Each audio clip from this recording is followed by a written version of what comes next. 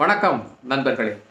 ஒரு வீட்டில் குடும்ப தலைவன் சரியான நேரத்தில் சரியான முடிவை எடுக்கக்கூடிய ஒரு தெளிவு இருந்ததுன்னா அந்த குடும்பம் சந்தோஷமாக இருக்கும்.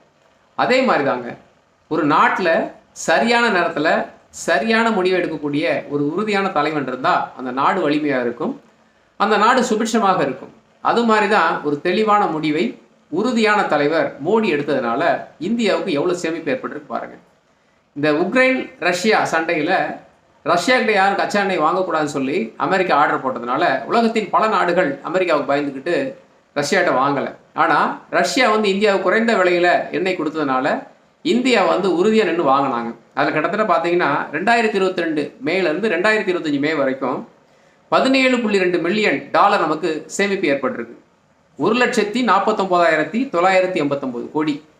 அதே நேரத்தில் நம்ம ரஷ்யாட்ட வாங்காமல் வெளியில் வாங்கியிருந்தோம்னா 15,29,000 கோடி நஷ்டம் ஏற்பட்டிருக்கும். ஏன்னா நமக்கு பார்த்தீங்கன்னா ரஷ்யா ஒரு பேரல் 5,272க்கு கொடுத்துருக்காங்க. அதே நேரத்தில் இன்டர்நேஷனல் மார்க்கெட்டு 5,871, கிட்டத்தட்ட 640 ரூபா ஒரு பேரலுக்கு நமக்கு லாஸ் ஆகிருக்கும்.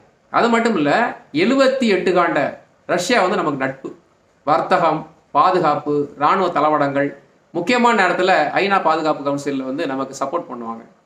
ஆனால் அமெரிக்கா பாருங்கள், 48 ஆண்டு கால நட்பு, வெறும் 7.46 கோடி தான் நம்ம எக்ஸ்போர்ட் பண்ணுறோம்.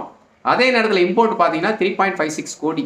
அது எப்படின்னு பார்த்தீங்கன்னா இராணுவ தளவாடங்கள், முக்கியமான ஆயுதங்கள் வாங்குகிறோம். ஆனால் அதே நேரத்தில் இந்தியா பார்த்தீங்கன்னா வைர நகைகள், வைடூரியங்கள், மருந்து பொருட்கள், எலக்ட்ரானிக்ஸ், இந்த மாதிரி தான். அது கூட என்னென்னா அமெரிக்காவில் வசிக்கக்கூடிய இந்திய மக்கள் வாங்குறதுனால, அதனால் அமெரிக்கானால நமக்கு ஒரு பிரயோஜனம் கிடையாது.